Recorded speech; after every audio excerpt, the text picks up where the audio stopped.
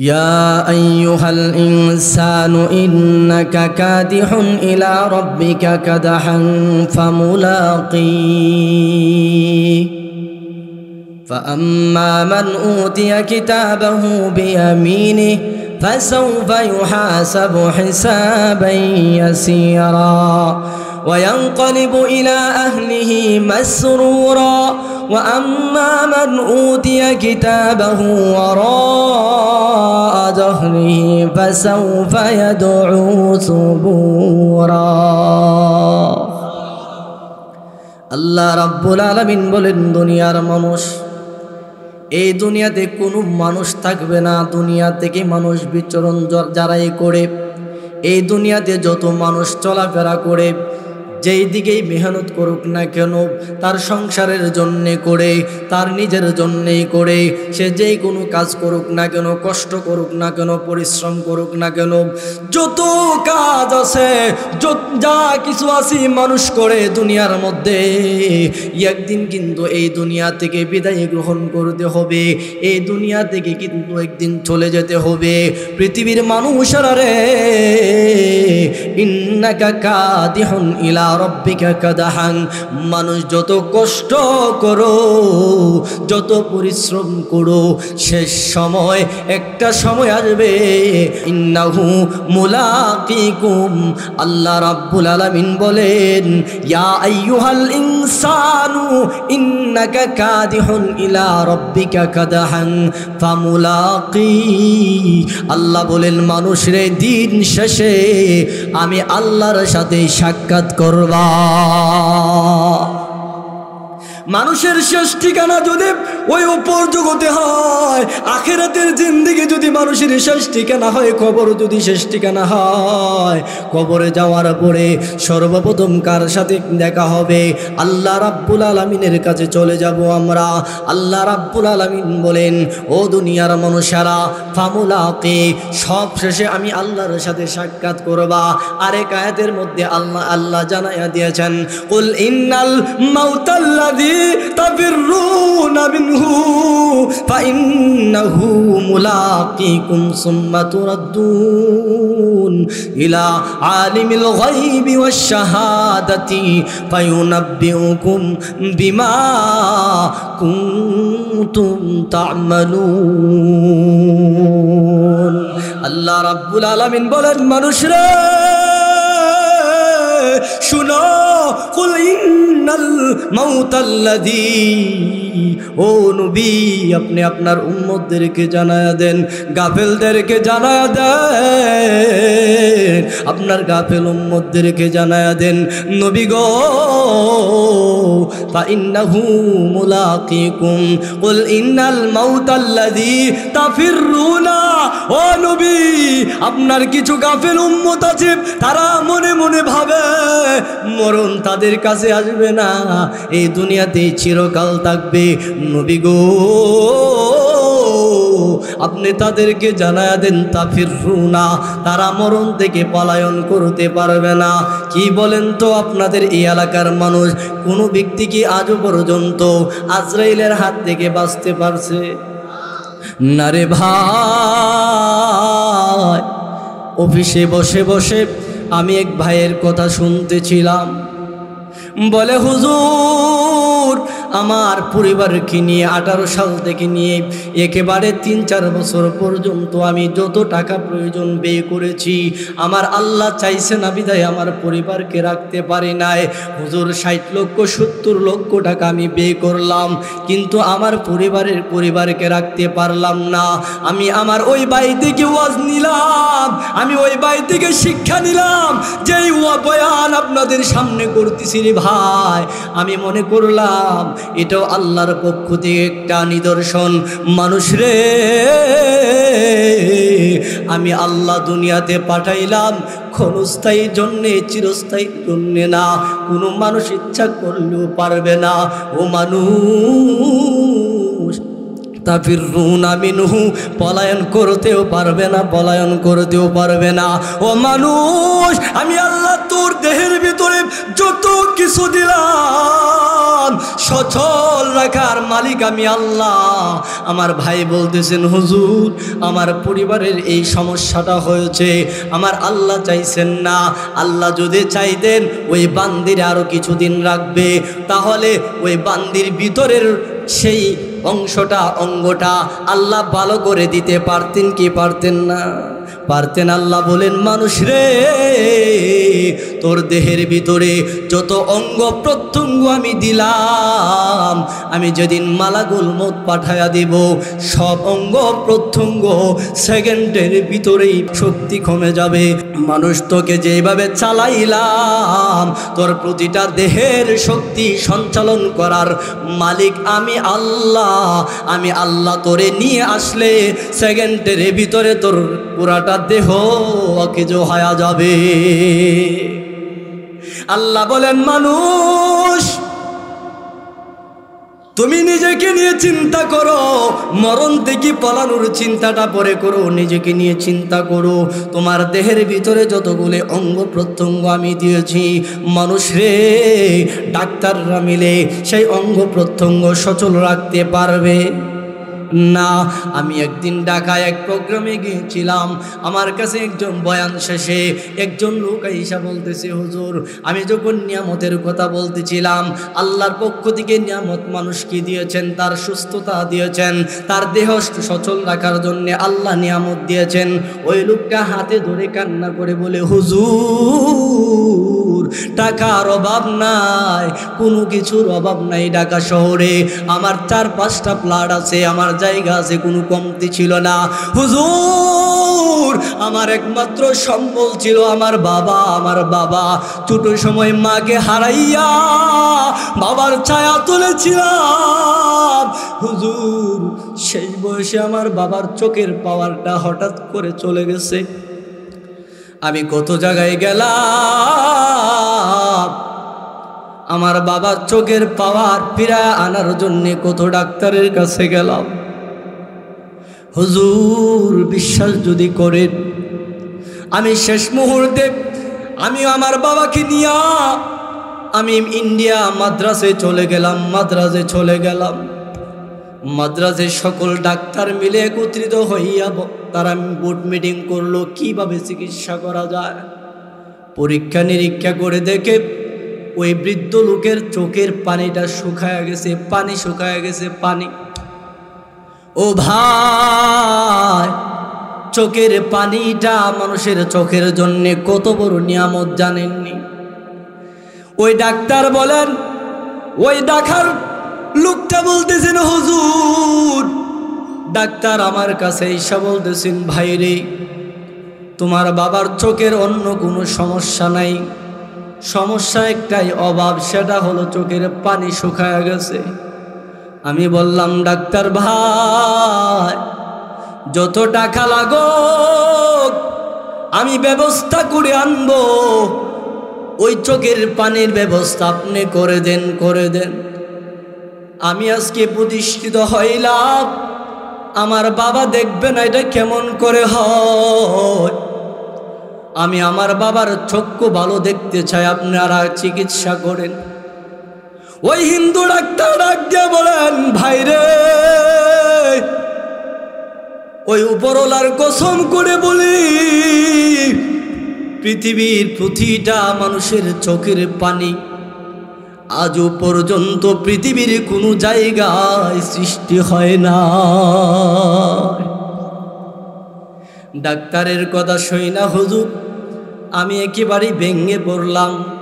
আমার বাবার চিকিৎসা মনে হয় হবে না। আল্লাহ বলেন দুনিয়ার মানুষ শুনো, তোমাকে সচল রাখার দায়িত্ব আমি আল্লাহ নিলাম। তোমাকে দুনিয়া থেকে উঠায় যখন নিয়ে আসবো, দুনিয়ার কেউ তোমারে পিরায়া রাখতে পারবে না, তুমি পলায়নও করতে পারবে না। তাফিরুনা মিনহু, তুমি পলায়ন করতে পারবে না, কারণ তোমার পুরা দেহের একজন মালিক তিনি হলেন আমি আল্লাহ। तू मुझे आसमा दिया और तू मुझे रास्ता दिया, तू मुझे आसमा दिया और तू मुझे रास्ता दिया, नेमतों से भर दिया और सबसे बेहतर कर दिया, नेमतों से भर दिया कर सबसे बेहतर कर दिया, तेरे सिर से पाँव तक तेरे सनाअत कर दिया, मेरे सर से पाँव तक तेरे सनाअत कर दिया, देखने को आँख दिया कर बोलने को लब दिया, देखने को आँख दिया कर बोलने को लब दिया। अलम नजअल लहू ऐनैन व लिसानन व शफतैन व हदैनाहु नजदैन फलक़तहमल अक़बा। আল্লাহু আকবার বলেন। আল্লাহ রাব্বুল আলামিন বলেন, পৃথিবীর মানুষেরা রে, আল্লাহর কথাটা কবিতার ভাষায় বলতেছেন। আল্লাহ কত সুন্দর চোখ দিল দেখার জন্য, কত সুন্দর ঠোঁট দিল, জবান দিল কথা বলার জন্য। ও মানুষ, এই সবগুলি একদিন লেস পাওয়ার হয়ে যাবে, ক্ষমতা শেষ হয়ে যাবে, পাওয়ারহীন হয়ে যাবে, যেদিন তোমার ভিতর থেকে রূহটা বাহির হয়ে যাবে। মোহতারাম হাজিরিন, এই রূহ একদিন আমার আপনার ভিতর থেকে বাহির হয়ে যাবে।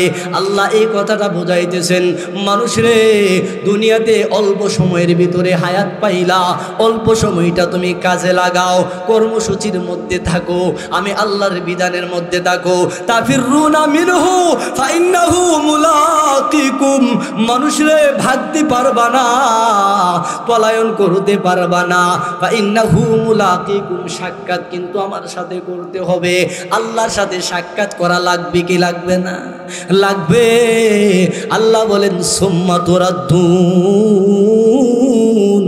মানুষ রে, ওই দিন আমি আল্লাহর কাঠগড়ায় তোকে দাঁড় হতে হবে।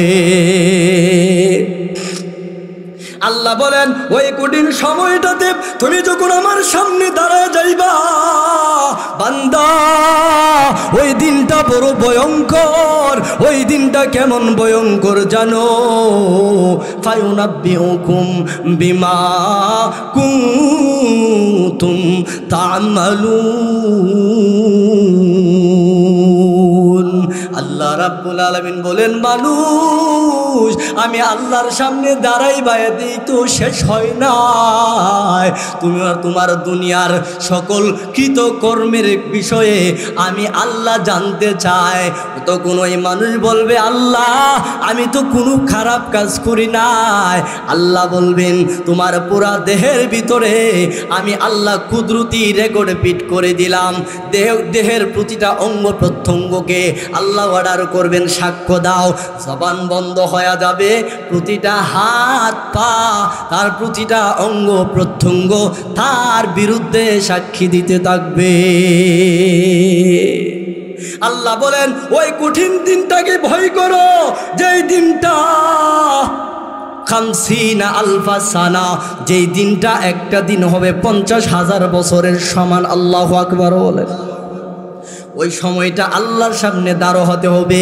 আল্লাহ বলেন, ওই দিনটারে ভয় করে দুনিয়াতে চলো। ওই দিনটারে যদি ভয় করে চলতে পারো, আল্লাহ কোরআনের আরেক জায়গায় বলেন, ও আম্মা মান খাফা মাকামা রাব্বিহি ওয়া নাহান নাফসা আনিল হাওয়া ফাইন্নাল জান্নাতা হিয়াল মাওয়া। আল্লাহ রাব্বুল আলামিন বলেন, ওই দিনটারে যদি ভয় করো, আমি আল্লাহ ওয়াদা দিলাম, মৃত্যু বরণ করতে দেরি হবে, তোমার কবরের সাথে জান্নাতুল মাওয়া যোগাযোগ করাইতে সেকেন্ড দেরি করব না। আল্লাহ রাব্বুল আলামিন বলেন, ও দুনিয়ার মানুষেরা, হাসরের ময়দান যদি তুমি, হাসরের ময়দান যেই দিনটা হবে ওই দিনটাতে যদি তুমি আমি আল্লাহর সামনে দাঁড়ো হও, আর দুনিয়ার জিন্দেগি যদি তোমার সুন্দর হয়, সুন্দর হয়, সুন্দর হয়, ফাসাউফা ইউহাসাবু হিসাবাই ইয়াসিরা। আল্লাহ বলেন, ও দুনিয়ার মানুষ শুনো, যদি তুমি কি করো, যদি তুমি দুনিয়ার জিন্দেগি সুন্দর করে চলে আসো, ফাসাউফা ইউহাসাবু হিসাবান ইয়াসিরা। ও বদ্রগান যুবক ভাইরা শুনো, দুনিয়ার জিন্দেগি সুন্দর যদি করো, ফাসাউফা ইউহাসাবু হিসাবান ইয়াসিরা, আল্লাহ তোমার আমার হিসাবকে কমায়া দিবেন, কমায়া দিবেন। ওয়ায়ানকালিবু ইলা আহলিহি মাসরুরা। আল্লাহ বলেন, আমি আল্লাহ রাব্বুল আলামিন, ওয়ায়ানকালিবু ইলা আহলিহি মাসরুরা, আমি আল্লাহ ওই মানুষটার ডাইন হাতে, আম্মা মান উতিয়া কিতাবাহু বিয়ামিনি, আমি আল্লাহ আমার ওই বান্দার ডাইন হাতে আমলনামা দেয়া দিব। মোহতারাম হাজিরিন, তাইলে বোঝা গেল এই দুনিয়া চিরস্থায়ী না, এটা হলো ক্ষণস্থায়ী। কারণ এই দুনিয়া সুন্দর, দুনিয়া সুন্দর মানে আখেরাত সুন্দর। দুনিয়া সুন্দর হইল না, আখেরাতের জন্য কষ্ট ভোগ করতে হবে। দুনিয়া কেমনে সুন্দর করবেন? বুক বিলাস বাড়ি গাড়ি দিয়া না। দুনিয়া সুন্দর করার অর্থ হলো দুনিয়াতে নিজেকে মুজাহাদা করে, কষ্ট করে নিজের জীবনকে পরিচালিত করা, রবচাহী জিন্দিগি নিজের মধ্যে গঠন করা। আল্লাহ রসুল বলেছেন, যেই উম্মত রবচাহী জিন্দিগি গঠন করে দুনিয়া থেকে বিদায় হবে, আমি রাসূল বলতেছি আল্লাহ তাআলা তার মৃত্যুর সময় তার মুখে কালিমা জারি করে দিবেন, যে ঈমানের সাথে মৃত্যুবরণ করে কবর জগতে চলে যাবে। আপনাদের কষ্ট হইতেছে? অনেকে ঘুমাইতেছেন দেখা যাইতেছে। মুহতারাম হাজিরিন, তাইলে আল্লাহ সুবহানাহু ওয়া তাআলা বলেন, আল্লাহ রাসূল সাল্লাল্লাহু আলাইহি ওয়াসাল্লাম বলেছেন যে দুনিয়ার জিন্দেগিকে সুন্দর করো। দুনিয়ার জিন্দেগি সুন্দর করতে গেলে যেই তিনটা কর্মসূচি আল্লাহ দিয়েছেন, আমার তেলাওয়াতকৃত যেই সূরার আয়াত তেলাওয়াত করেছি, সূরা ফাতিরের যেই 29 নম্বর আয়াত তেলাওয়াত করেছি, ওই আয়াতের ভিতরে আমরা জীবন কিভাবে সুন্দর হবে এই কথাকে লক্ষ্য করে তিনটা কর্মসূচি আল্লাহ সুবহানাহু দিয়েছেন। এর মধ্যে এক নাম্বার আল্লাহ তাআলা বলেন, ইন্নাল্লাযীনা ইয়াতলুনা কিতাবাল্লাহ।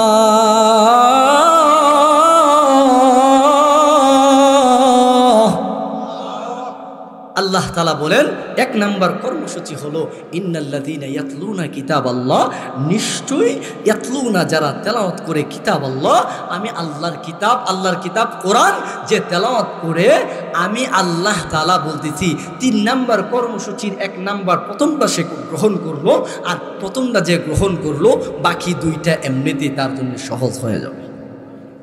আল্লাহ বলেন তিনটা কর্মসূচি যে পালন করলো সে যেন আমি আল্লাহর সাথে ডাইরেক্ট ব্যবসা করলো। সুবহানাল্লাহ জোরে বলেন। আল্লাহর সাথে ব্যবসা, এটার মধ্যে লসের কোনো চিন্তা আছে? কি বলে? দুনিয়ার মানুষ বাটপারি সিটারি করে, ব্যবসা বলেন যেটাই বলেন, কিন্তু আল্লাহর সাথে ব্যবসা করলে আল্লাহ এক নাম্বার ইনসাফওয়ালা, আল্লাহ কারোর সাথে বেইনসাফি করেন না। এরপরও আল্লাহ মানুষের অন্তরে বিশ্বাস দেওয়ার জন্যে শেষের আয়াতের শেষের শব্দটা বলছেন, লান তাবুর শব্দ ব্যবহার করছেন। ওইরা বলতেছেন মানুষ নৈরাশ হয় না, ভিতরে অন্য কোনো চিন্তা নিও না, লাভ না নি হয়, লস নি হয়ে যায়, লস হবে না।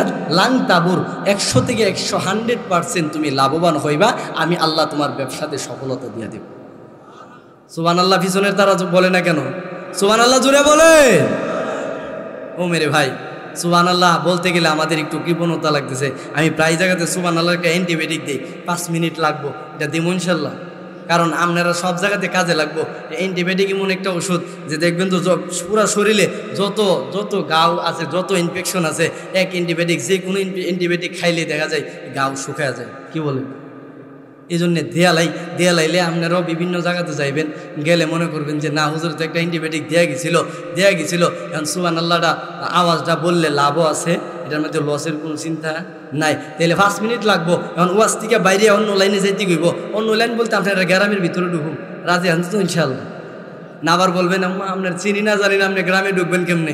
বোঝানোর জন্য শুধু 5 মিনিট গ্রামের ভিতরে ঢুকে আবার বাইরে যাব, বাইরে আবার আমার কর্মসূচিতে ঢুকবো। রাজি আছেন তো ইনশাল্লাহ আপনারা? শুধু অ্যান্টিবায়োটিকটা বোঝার জন্য, নেওয়ার জন্য দিতেছি, এই জন্যে গ্রামে ঢুকবো প্রথম। ধরেন আপনাদেরই এলাকাতে আপনাদেরই যিনি মাদ্রাসা মসজিদের জায়গা দিয়েছেন প্রতিষ্ঠাতা, ওনার নাম কি? আবুল কালাম আজাদ সাহেবের ছেলে। ধরেন উনি একটা বাড়ি নির্মাণ করছে। বাড়ি নির্মাণ করার পরে আমরা মুহতাইম সাহেবকে নিয়ে গেছে।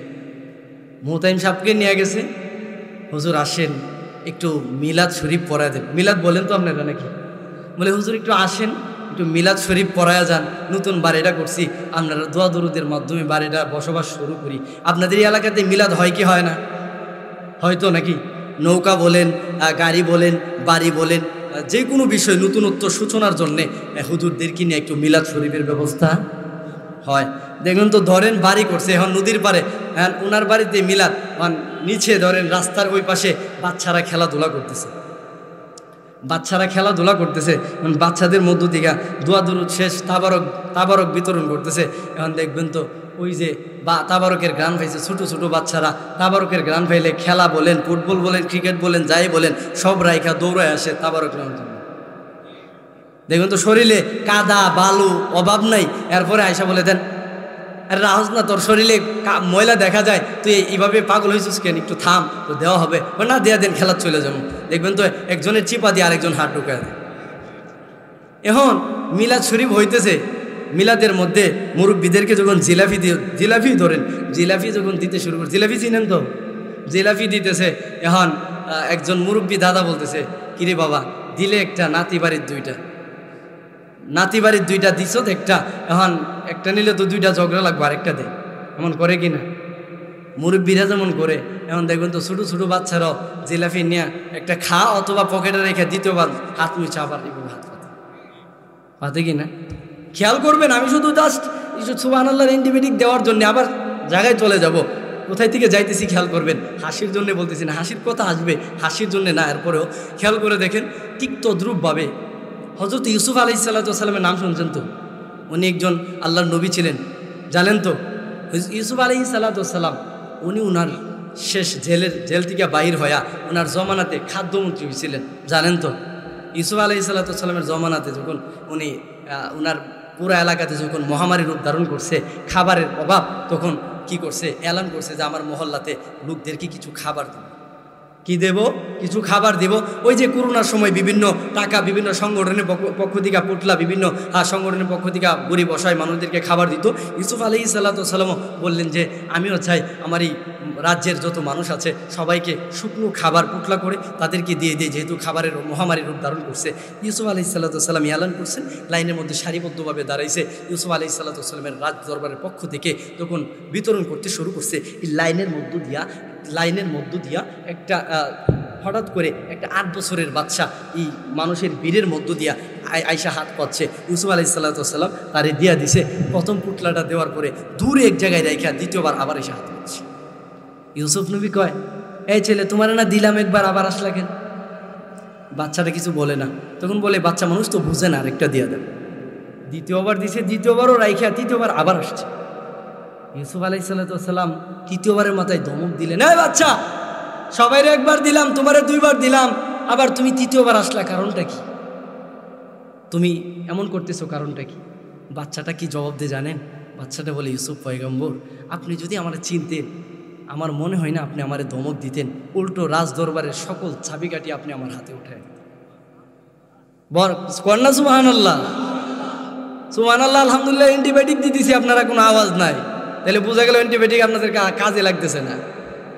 খেয়াল করেন, ইউসুফ আলাইহিস সালাম বলে, সাহস তো কম না, আমি একজন নবী, আর হে বলতেছে আরে চিনলে নাকি খাদ্য গোডনের চাবিকাঠি দিয়ে দিতাম, বিতরণ বন্ধ করো, ওরা আগে চিনালই, তোমার পরিচয় দাও। পরিচয় নিবেন আপনি আমার? হ্যাঁ নিব, বলো। বলে, ইউসুফ পয়গম্বর, আপনি আপনার বাবার কাছে অন্য ভাইদের তুলনায় একটু আদরের বেশি ছিলেন। ইউসুফ আলাইহিস সালাম বলে, হ্যাঁ, আমার অন্য 10 ভাইয়ের চাইতে আমাকে আমার আব্বা বেশি মহব্বত করতেন। তখন এই ভালোবাসাটা আপনার অন্য 10টা ভাই মেনে নিতে পারতেছিল না। তারা মনে মনে বলছে, না, এর কারণে আমরা আদর কম পাই, তারে যেভাবে হোক শেষ করে দিতে হবে। বলে হ্যাঁ তোমার কথা ঠিক আছে। বলে তারা মিলে আপনারে হত্যা করার জন্য কুয়ার মধ্যে নিক্ষেপ করছিল। আমি কিন্তু শর্ট আকারে বলতেছি, শর্টকাট বলতেছি। বলে হ্যাঁ তোমার কথা ঠিক আছে। বলে আপনারে কুয়াতে যখন নিক্ষেপ করছে, আল্লাহ তাআলা সশরীরে তারা উলঙ্গ করতে চাইছিল, আল্লাহ জান্নাতি পোশাক পরে নিচে সুন্দর এক সিংহাসনে বসিয়ে দিছে। বলে হ্যাঁ তোমার কথা ঠিক আছে। বলে ইউসুফ পয়গম্বর এখানেই শেষ না, তারা যখন নিক্ষেপ করে চলে গেছে তখন একদল বাণিজ্যিক কাফেলা পানি নিতে এসে আপনারা দেখছেন নিচে বসা, তখন তারা আপনারে উঠায় বলতেছে এত সুন্দর বাচ্চা, তারে নিয়া বাজারে, মিশরের বাজারে বিক্রি করলে মোটা অঙ্কের একটা অ্যামাউন্ট পাওয়া যাবে, চলো বিক্রি করে দে। বলে হ্যাঁ তোমার কথা ঠিক আছে। ওই ইউসুফ পয়গম্বর তারা মিলে যখন আপনারে বিক্রি করে দিল বাজারে, বিক্রি যিনি করছে না তার আপনার কাফেলার লোকেরা, আর কিনছে হলো তৎকালীন সময়ের প্রেসিডেন্ট আজিজে মিশর, তখন আপনারে কিনা সে বাড়িতে নিয়ে গেছিল। বলে হ্যাঁ তোমার কথা ঠিক আছে। ইউসুফ পয়গম্বর বলে হ্যাঁ বলতে থাকো শুনি, তোমার কথা তো প্রতিটা কথা সঠিক। বলে এরপরে কি জানেন, যিনি কিনা নিয়ে গেছেন তার বিবি জুলাইকা, তার নাম ছিল জুলাইকা। এই মহিলা আপনারে ছোটো থেকে লালন পালন করতে করতে আপনি যখন একেবারে প্রাপ্তবয়স্ক উপনীত হয়েছেন, আপনি যখন বালেগ হয়েছেন, তখন আপনার সৌন্দর্যের উপরে দাবিত হইয়া জুলাইকা কি করলো, খারাপ কাজ করার জন্যে তার কামরার ভিতরে ঢুকায় 7টা গিট একেবারে তালা লাগাই দিয়েছিল। বলে হ্যাঁ তোমার কথা সত্য। ও ইউসুফ পয়গম্বর আপনি আল্লাহরে ভয় করেছিলেন, আল্লাহকে ভয় করে সোজা আপনি দৌড় দিয়েছিলেন, 7টা গিটের তালা পটপট করে খুলে গিয়েছিল। হযরত ইউসুফ আলাইহিস সালাতু ওয়াস সালাম ডাক দিয়া বলে না চলে, প্রতিটা কথা তুমি সঠিক বলতেছো, তোমার কথা ঠিক আছে। আমি দৌড় দেওয়ার সাথে সাথে 7টা গিটের তালা পটপট করে খুলে গেছে। আমি যখন বলে আপনি যখন দৌড় দিয়া 7 নম্বর গিটের সামনে যখন আপনি দাঁড়াইলেন, দাঁড়ানোর পরে তখন এই মুহূর্তে আপনার পিছু পিছু জুলাইকাও দৌড় দিয়েছে। আপনি যখন 7ম গিটের মধ্যে দাঁড়াইলেন, ওই দিক দিয়ে পার্লামেন্ট থেকে আজিজে মিশর আপনার সামনে আইসা উপস্থিত, তিনিও গাড়ি থেকে নামতেছিল।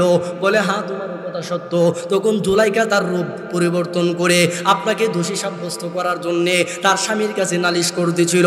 বলে হ্যাঁ তোমারও কথা পবিত্র চরিত্রের উপরে কলঙ্কের দাগ লাগানোর জন্যে জুলাইকা যখন চেষ্টা চালাইতেছিল, এমন সময় আপনার স্বামী আজিজে মিশর আপনার কথা বিশ্বাস করা, জুলাইকার কথা বিশ্বাস করতে শুরু করতেছিল।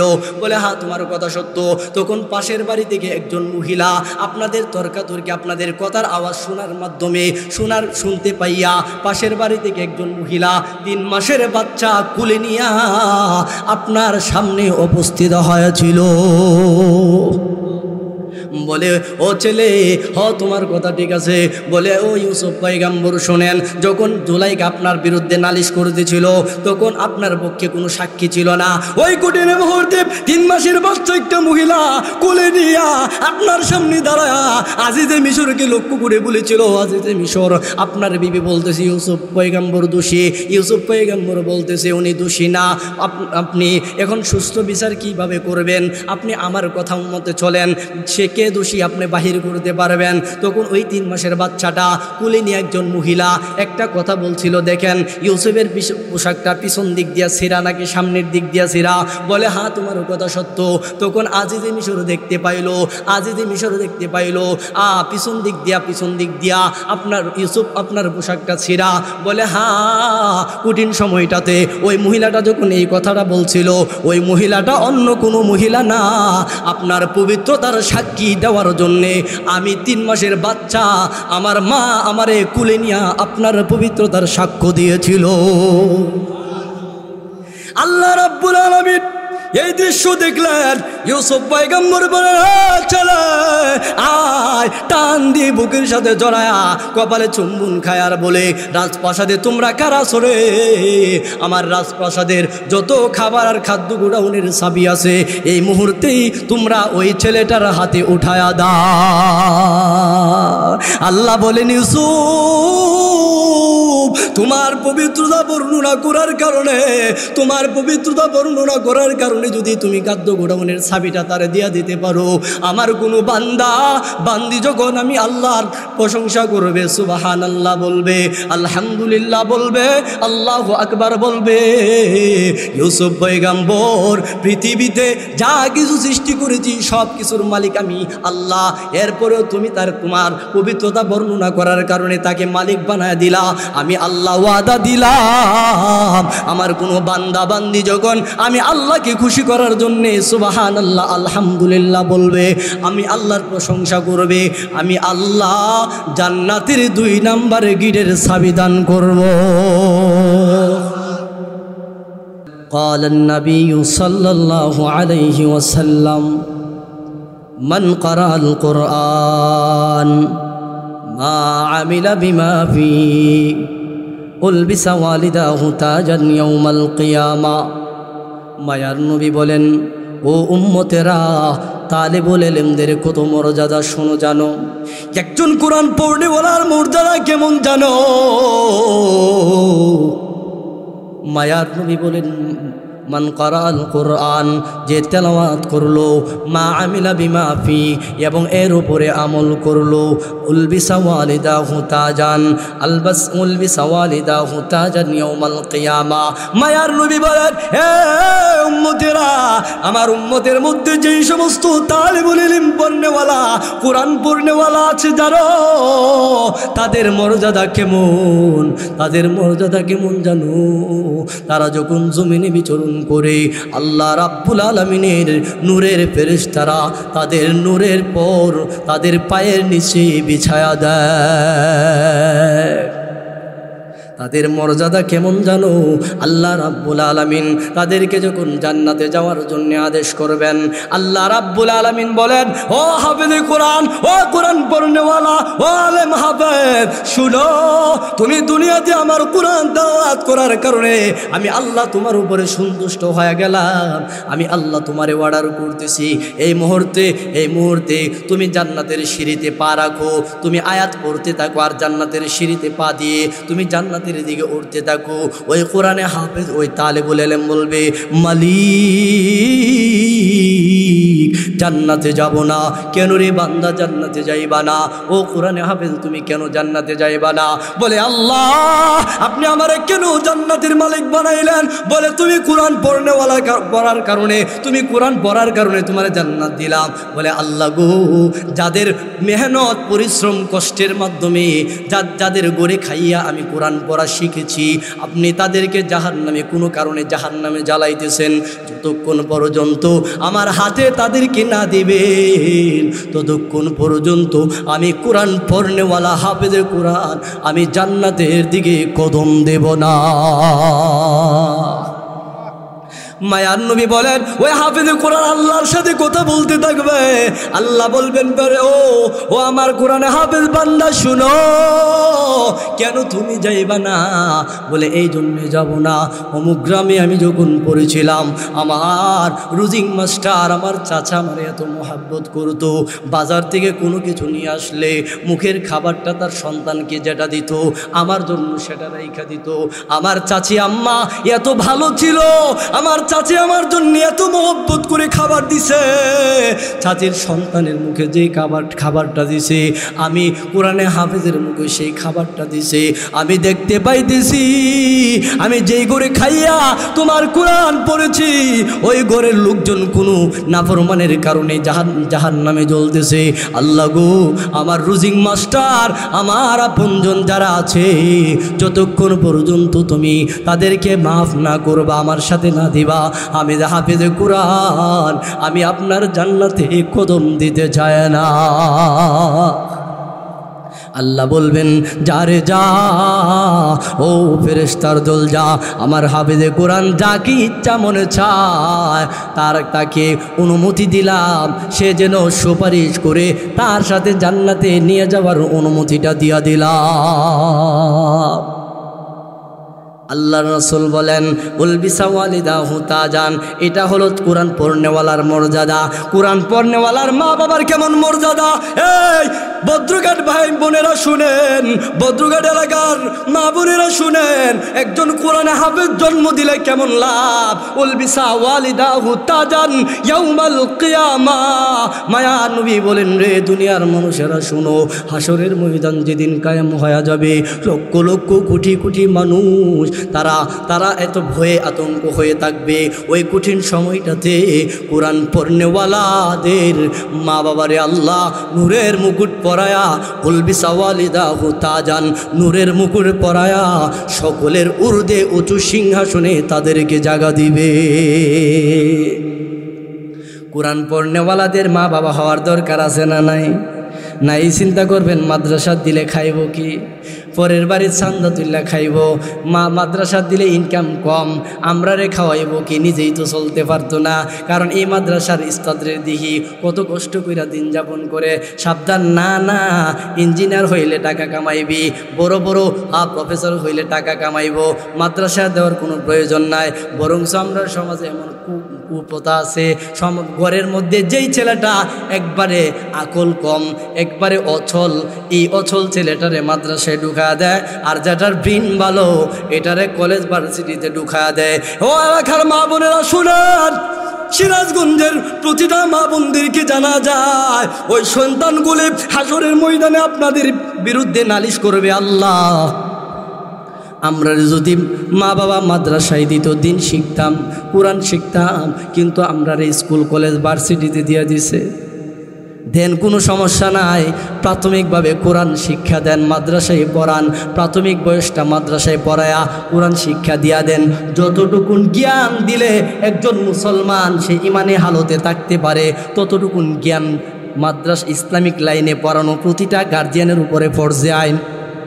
ও ভাই, যারা আমরা মাদ্রাসায় কোরআনের সাথে সম্পর্ক না কইরা তাকে ডাইরেক্ট কলেজ ভার্সিটিতে পাঠিয়ে দিলাম, ওই কলেজ ভার্সিটিতে যাইয়া শরীয়তের কোনো আইন মানে না, ইহুদি কালচারে তাদের আমেরিকান কালচারে শিখে সে গরু ছাগলের মতো চালচল করতে শুরু করেছে। ওই মানুষগুলা হাসরের ময়দানে প্রতিটা মা বাবার বিরুদ্ধে নালিশ করবে, মালিক আমরার মা বাবা যদি আমরা কোরআন শিখাইতো আমরা এমন হইতাম না। ও আল্লাহ, মা বাবা আমাদেরকে ইসলাম সম্পর্কে জ্ঞান দেয় নাই, আমাদেরকে কোরআন শিক্ষা দেয় নাই। প্রতিটা সন্তান, প্রতিটা বিবি তার স্বামীর বিরুদ্ধে নালিশ করবে, প্রতিটা স্বামী তার বিবির বিরুদ্ধে নালিশ করবে, প্রতিটা সন্তান তার মা বাবার বিরুদ্ধে নালিশ করবে।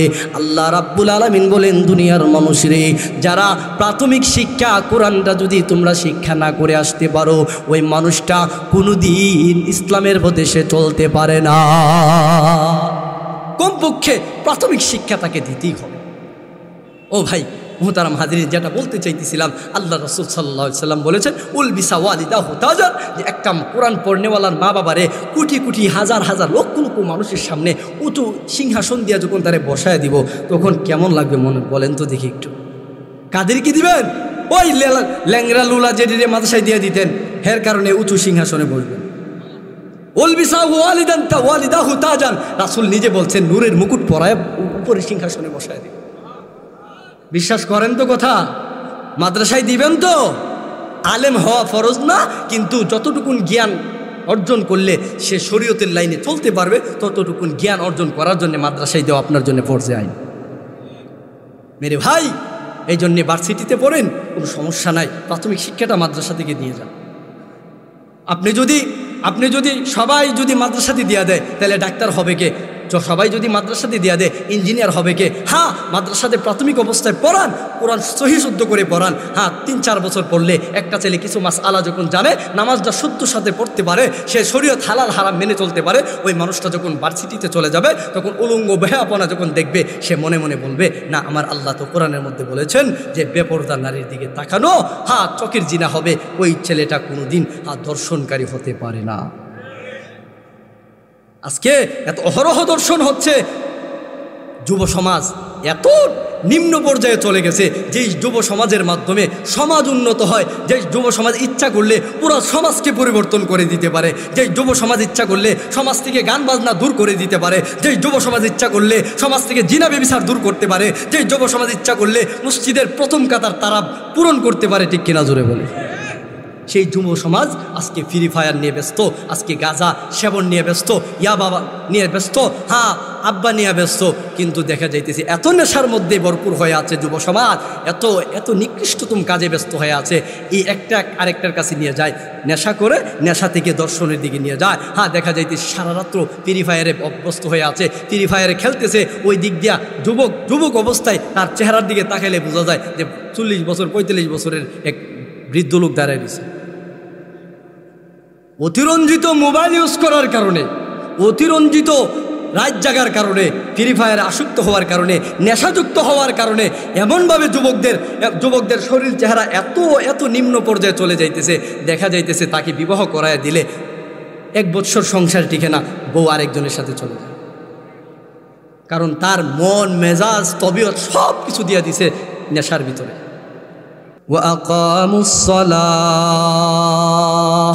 وأقاموا الصلاة وأنفقوا مما رزقناهم سرا وعلانية। আল্লাহ রাব্বুল আলামিন বলেন 2 নম্বর কর্মসূচিটা আমি আল্লাহ আমার বান্দাদেরকে দিলাম, বান্দা বান্দীদেরকে দিলাম। ও আকামুস সালাত, তোমরা নামাজ কায়েম করো। নামাজ নামাজ নামাজ, যে নামাজে আমরার মন বেশি চায়, যে নামাজ পড়তে আমরার মন বেশি মনে চায়, কি বলেন না বিপরীত? নামাজ পড়তে মনে চায় না, অথচ আল্লাহ বলেন ওয়াকামুস সালাহ, মানুষরে নামাজ কায়েম করো, নামাজ কায়েম করো। আল্লাহ বলেন তুমি যখন নামাজ পড়বা, তুমি যখন নামাজে দাঁড়াও 70,000 পর্দা লাগে না, আমি তোমার সাথে সরাসরি কথা বলি। আল্লাহ বলেন ও আকামুস সালাহ, 2 নম্বর কর্মসূচি নামাজ কায়েম করো। এখন বলেন হুজুর নামাজ তো পড়ি। আল্লাহ বলেন নামাজ পড়লে আমি আল্লাহর সাথে ব্যবসা করবা। এখন বলেন হুজুর আমরা তো নামাজ পড়ি, কেমনে ব্যবসা?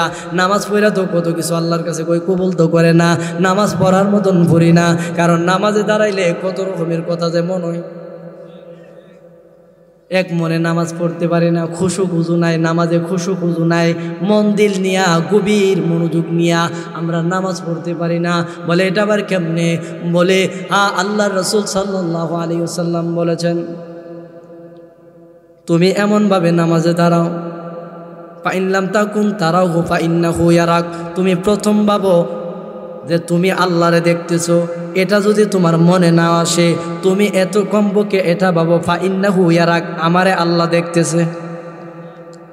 ও ভাই, নামাজে দাঁড়ায় কার কাছে সেজদা দেই, কথাটা কোনো মানুষের মনে থাকে না।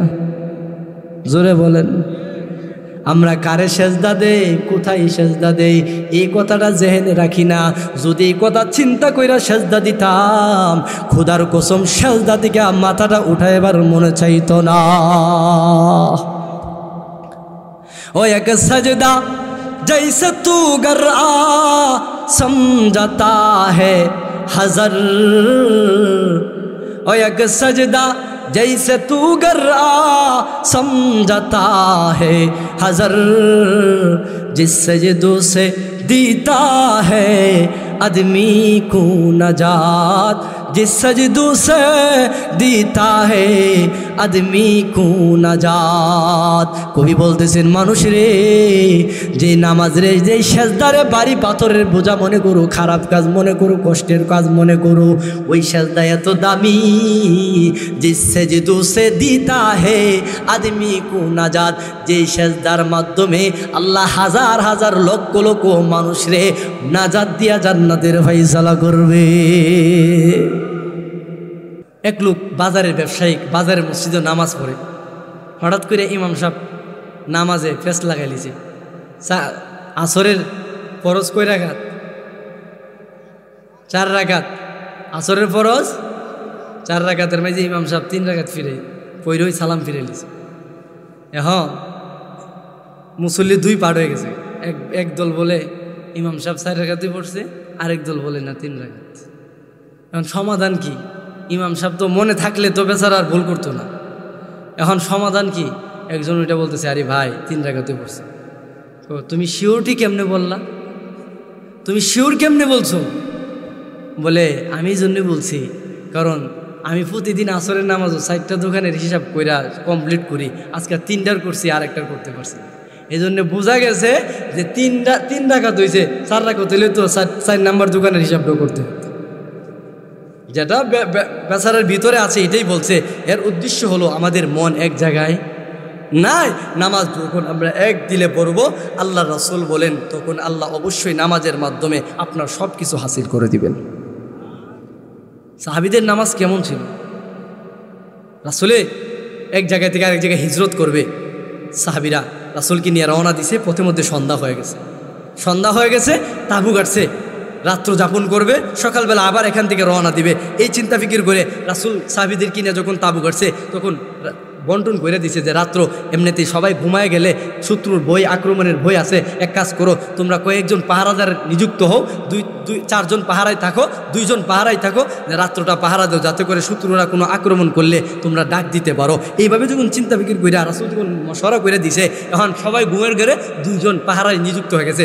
2 জনের মধ্যে একজন বলতেছে, ভাই সারা রাত্র 2 জন একসাথে সজাগ থাকলে এটা কেমন দেখা যায়, আপনি প্রথম রাত্রে একটু ঘুমান, পরে আমি ঘুমাবো, আপনি সজাগ থাকবেন। এইভাবে বন্টন কইরা তারা 2 জন কী করছে, পাহারায় নিযুক্ত রইল। হঠাৎ করে দেখে এখন যিনি ঘুমের ঘরে গেছে ওই দিক দিয়ে যিনি সজাগ ছিল উনি বলে, এমনিতেই সময়টা কাটায় লাভ নাই, 2-1 রাকাত নামাজও ফাঁকে ঢুকে পড়ি। এখন এই সাহাবী কী করছে, নামাজে দাঁড়াইছে। নামাজে দাঁড়ানোর পরে এই দিক দিয়ে কাফেররা সংবাদ হয়েছে নবী এখানে আছে, ওই দিক দিয়ে আক্রমণ করার জন্যে কিছু কাফের চলে আসছে। নাউজুবিল্লাহ জোরে বলেন। আইসা অন্ধকার রাত্র, ও নবী কোন তাঁবুতে আছে এটা তো আর জানে না। এখন দূর থেকে, কাছে আসে না, ডরে তারা নিয়ে উঠা যায়। দূর থেকে দেখতেছে একটা কি যেন দাঁড়ায় রয়েছে। শুধু খেয়াল করে নবীর নামাজ কেমন ছিল, সাহাবীর নামাজ কেমন ছিল, আর আমরার নামাজ কেমন। দূর থেকে টার্গেট করবো কেমন, এটা মানুষ না গাছ বুঝতে পারতেছে না, এখন নড়েও না। এখন বুঝবো কী করে, এখন একটা কাফের আর একটা কাফের এমনি বুঝতাম না, একটা তীর আর একটা ধনুক দেও। এখন তীরটা দিয়া দেখি যদি মানুষ হইতে তো পড়ে যাবে জমিনে, আর যদি গাছ হইতে তো পড়বে না। 2-3টা তীর নিক্ষেপ করলেন। প্রথম তীর নিক্ষেপ করলেন, সাহাবী নামাজে নড়েও না, একটু নড়ছেও না, বলতেছে বোঝা যাইতেছে না। আরেকটা তীর নিক্ষেপ করছে, আরেকটা তীরের মাথায়ও সে নড়েও না। 3 নম্বর তীর যখন দিছে, সাথে সাথে সাহাবীর জেহেনে কথা আসছে যে উনি নামাজে, আর এই মজমাতে নবীজি আছেন, যদি আমি নামাজে থাকি আমার মায়ার নবীকে আক্রমণ করবে, এটা হতে পারে না। তাড়াতাড়ি নামাজ শেষ কইরা সাহাবীর পাশের জনকে ডাক দিলেন, ভাই আমাকে আক্রমণ করছে, রক্তে রঞ্জিত হয়ে গেছে। বলে, ভাই আপনি আমারে ডাক দিলেন না, কারণটা কি? বলে, খোদার কসম আমি যে নামাজে দাঁড়াইছি আমার মনে নাই, আমি মনে করতেছি সরাসরি আল্লাহর সাথে কথা বলতেছি। মায়ার নবীর সাহাবী বলেন, সাথী ভাই খুদার কসম করে বলি, আমার মায়ার নবী যদি মজমার ভিতরে না থাকতো, আমি কসম করে বলি আমি সারা রাত্র নামাজে দাঁড়ায় কাটায় দিতাম, এরপরেও আমার নামাজ শেষ হইতো না। তাড়াতাড়ি নবীরে সজাগ করলেন, নবীকে সজাগ করে পাহারায় নিযুক্ত হয়ে গেলেন। সাহাবীদের নামাজ কেমন ছিল, এবার আসুন নবীজির নামাজ কেমন। মায়ার নবী হঠাৎ করে একদিন তালিম দিতেছিলেন, সল্লু কামা রাআইতুমুনি উসাল্লি, ও সাহাবীরা আমি যেইভাবে নামাজ পড়ি তোমরাও সেইভাবে নামাজ পড়বা। নবীজির কথা সাহাবীরা এমনভাবে পালন করতেন, নবীজির কথাগুলি তারা জীবন দিয়ে হলেও পালন করতেন। হঠাৎ করে একদিন নামাজে যখন দাঁড়াইলেন, নবীজি নামাজে দাঁড়ায়া সামনের দিকে এইভাবে হাত দিলেন, আবার হাত উঠায় নিলেন, আবার হাত দিলেন, আবার হাত উঠায় দিলেন। নামাজ শেষ হওয়ার পরে সাহাবীরা বলেন, ইয়া রাসূলুল্লাহ আপনি নামাজে দাঁড়াইলেন, নামাজে দাঁড়াইয়া নামাজের মধ্যে দেখতে পাইলাম নবী গো আপনি সামনের দিকে হাত বাড়ান, আবার হাত গুছায়া নেন, আবার সামনের দিকে হাত বাড়ান, এইভাবে কি আমরাও কি এইভাবে করব?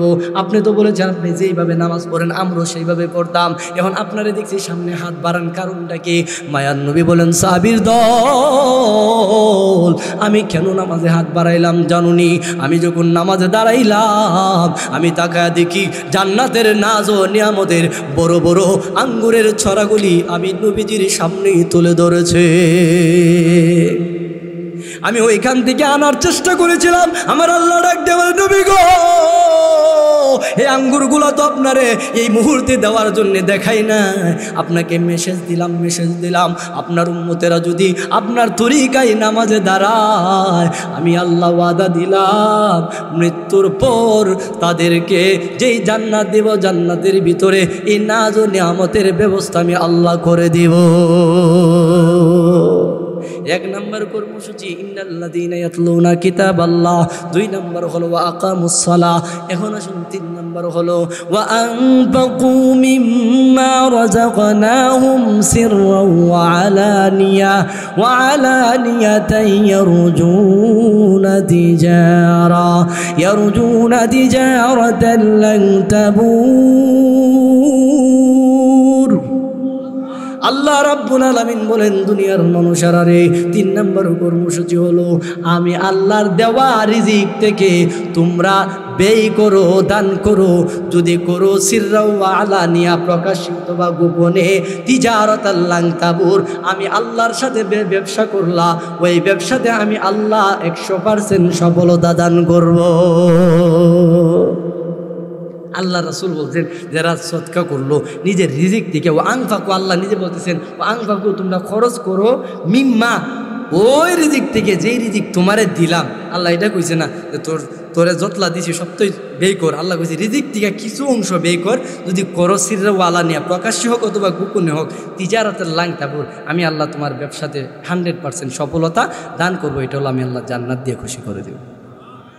এবার আসুন, আল্লাহ রাসূল বলছেন দান করলে বিপদ আপদ বালা মুসিবত থেকে আল্লাহ হেফাজত করে। হুজুর কই এত দান করি, এরপরও বিপদ আমারে এমনভাবে বেড়ে ধরে, এমনভাবে ঝাঁপায়া পড়ে বিপদ আমারে ধরে, আমি উইটা কুল কিনারা পাই না। আপনি বলতেছেন দান করলে সম্পদ বাড়ে, দান করলে বিপদ আপদ থেকে বাঁচা, আমি তো এমনটা পাইতেছি না। আমরা দান করি দিই কিন্তু এখলাস নাই। যদি দান করার মতো এখলাসের সাথে একটাকেও যদি কেউ করে, আল্লাহ তাআলা তারে, তার দানটারে আল্লাহর সাথে সাথে কবুল করে। রবি ইবনে সুলাইমান ওনার এলাকা থেকে অন্য এলাকার আরও অনেক সাথীরা ছিল। আগেকার একটা সুন্দর নিয়ম ছিল যে যখন হজে যাইতো তখন এলাকার যারা যাইতো সবাই একত্রিত হইয়া তারা এলাকাবাসীর পক্ষ থেকে একটা সুন্দর একটা বিদায় অনুষ্ঠান পাইত। রবি ইবনে সুলাইমান উনি বলেন আমরা যখন রওনা দিছি, পথের মধ্যে হাইটা তো রওনা দিছি, পথের মধ্যে সন্ধ্যা হয়েছে, আসরের নামাজ পড়া সবাই তাঁবুর ভিতরে, আর আমি কি করছি, একটু এলাকাটা, যে এলাকার পাশে আমরা তাঁবু গাড়লাম, এই এলাকার পাশ দিয়ে আমি হাঁটতেছি, হঠাৎ করে তাকায় দেখি একটা মহিলা বোকরা পরিহিত, ওই মহিলাটা কি করতেছে, মরা গরুর গোশত কাইটা কাইটা একটা বাজারের ব্যাগের ভিতরে ঢুকাইতেছে। এখন রবি ইবনে সুলাইমান বলেন আমি চিন্তা করতেছি মহিলাটা মুসলমান নাকি বেদিন। যদি মুসলমান না হয় তাহলে বুকরা কেন পড়বে, আর যদি বেদিন হয় তাই মুসলমান যদি না হইতো তার সে বুকরা পড়লো না, আর যদি সে বেদিন হইতো তাহলে তো মুসলমান হইতো, তাহলে তো তার জন্য মরা গরুর গোশত হারাম ছিল, কিন্তু সেইটা জানতো। এখন দূর থেকে আন্দাজ করতে পারতেছে না, শেষ মুহূর্তে দেখে মরা গরুর গোশত কাইটা ব্যাগের ভিতরে ঢুকায় যখন বাড়ির দিকে রওনা দিছে, রবি ইবনে সুলাইমান বলেন এবার এটার শেষ না দেখা আমি বাড়ি কোনো জায়গায় যাব না। কি করলেন, ওই দিক দিয়ে কাফেলা রাইখা সে মহিলার পিছু পিছু হাঁটতে শুরু করছে। ঘরের ভিতরে ঢুকার পরে দরজা নক করে ওই মহিলাটা তার ঘরের ভিতরে 3টা বাচ্চা গিয়ে বলতেছেন বাবা রে, এই নাও আল্লাহর পক্ষ থেকে যা তোমাদের জন্য নসিব হয়েছে তা ধৈর্য ধারণ করে বসো, তোমাদেরকে পাক করে দিতেছি, তোমাদের খাবারের ব্যবস্থা হয়ে গেছে। সুবহানাল্লাহ, জোরে কর না। রবি ইবনে সুলাইমান দরওয়াজার আড়াল থেকে দাঁড়াইয়া যেই মুহূর্তে এই কথাটা শুনলেন যে আল্লাহর পক্ষ থেকে, আর বিশ্বাসের বাকি রইল না, সাথে সাথে বলতেছে মাগো তুমি মরা গরুর গোশত কেন কাইটা আনলা? মুসলমানের সন্তান হওয়ার পরেও কেন মরা গরুর গোশত কাইটা আনলা? এটা তো মুসলমানদের জন্য হারাম। ওই মহিলা ডাক দিয়া বলেন বাবা গো, জানি না আপনার বাড়ি কোথায়, আপনি যেই কথা বলেছেন সত্য, তবে একজন মুসলমান এটাও আমি জানি, যতটুকুন খাইলে, যতটুকুন হারাম খাইলে জান বাঁচবে, একজন অসহায় মানুষ তার জীবন বাঁচানোর জন্যে যতটুকুন হারাম খাওয়া যাবে ততটুকুন হারাম খাওয়া জায়েজ আছে। এই জন্য আমি মরা গরুর গোশত কাইটা আনলাম। বলে মা গো, তোমার ছোট ছোট বাচ্চাগুলি দেখা যায়, তোমার স্বামী কোথায়, স্বামী কোথায়? বলে বাবাজি আপনার পরিচয় জানি না, 3 বছর হয়ে গেল স্বামী দুনিয়া থেকে বিদায় গ্রহণ করেছে, স্বামীর উপার্জিত যত সম্পদ ছিল আজ শেষ হয়ে গেছে, 3 দিন পর্যন্ত চুলায় আগুন জ্বলে না। বাবা আমি তো দিন শেষে একজন মা, আমি মা হইয়া আমার ছোট ছোট বাচ্চার ক্ষুধার যন্ত্রণা আমি কেমনে সহ্য করি? এরপরেও খালি পাতিলে পানি দিয়া আমি একাধারে 3 দিন পর্যন্ত আমি আমার সন্তানদেরকে ধৈর্য ধারণ করার কথা বলেছি, অপেক্ষায় রেখেছি। ও বাবা আজকে এই মুহূর্তে আমি আর পারতেছি না রে বাবা, আমার সন্তানগুলি ক্ষুধার যন্ত্রণায় চটপট করতেছে, কষ্ট করতেছে, আমি আমার সন্তানদের কান্নার দিকে তাকাইয়া, মুখের দিকে তাকাইয়া সহ্য করতে পারি না। এই জন্যে মরা গরুর গোশত খাইটা আমি আমার সন্তানদের মুখে তুলে দিলাম। রুবি ইবনে সুলাইমান বলেন, মাগো আমি বাহির হয়েছিলাম হজের সফরে যাব কিন্তু আর হজের সফরে যাব না। আমার কাছে 6 দিরহাম আছে, আমি তোমারে এই 6 দিরহাম দিয়া বাজার থেকে কিছু সবজি আটার ব্যবস্থা করে নিয়ে আসতেছি, আমাকে একটু সময় দাও। দৌড় দিলেন বাজারের দিকে। ওই দিক দিয়া তার সাথীরা চলে গেছে, তারে রাইখা বাজার দিকে খাবার আইনা যখন মহিলার হাতে দিলেন, মহিলাটা পাকশা করে যখন বাচ্চাদের মুখে দিলেন, বাচ্চাগুলি একটা ডাক দিয়া বলে, আল্লাহ, ক্ষুধার যন্ত্রণায় কাতরাইতেছিলাম, আল্লাহ গো, জানি না তোমার কোন বান্দা আমাদের খাবারের ব্যবস্থা করে দিয়েছে।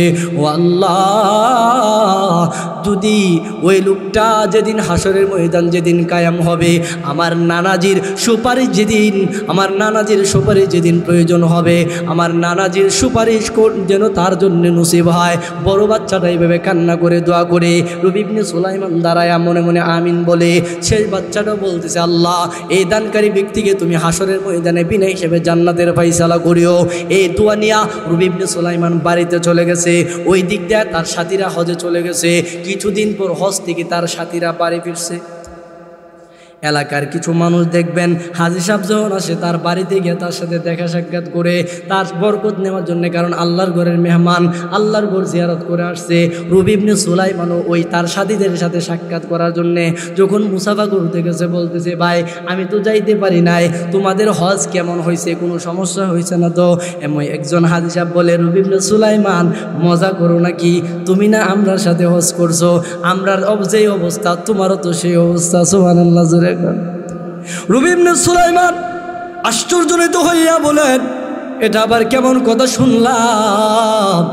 আমি নাকি তাদের সাথে হজ করলাম, আমি তো হজে যায় না। এই লোকের কাছ থেকে আরেকজন হাজী সাহেবের সাথে যখন মুসাফা করলেন, আরেকজন হাজী সাহেব বলেন, ও রুবি ইবনে সুলাইমান, এই নাও তোমার 60 দিরহামের ব্যাগটা, তুমি যে রাসূলের রওজার সামনে যে আমারে দিয়েছিলা, ওই 60 দিরহামের ব্যাগটা তোমার আমানত তোমারে ফিরাইয়া দিলা। সুবহানাল্লাহ জোরে বলেন। রুবি ইবনে সুলাইমান বাড়ির দিকে রওনা, বলে আমি তো হজে যাই নাই। তারা বলে আমি নাকি হজ করেছি, আরেকজন বলে আমি নাকি তাদেরকে দান করেছি, আমি নাকি তাদের হাতে দিরহাম দিয়েছি। এটা কেমন করে সম্ভব? এই চিন্তা করে তিনি বাড়িতে চলে গেলেন।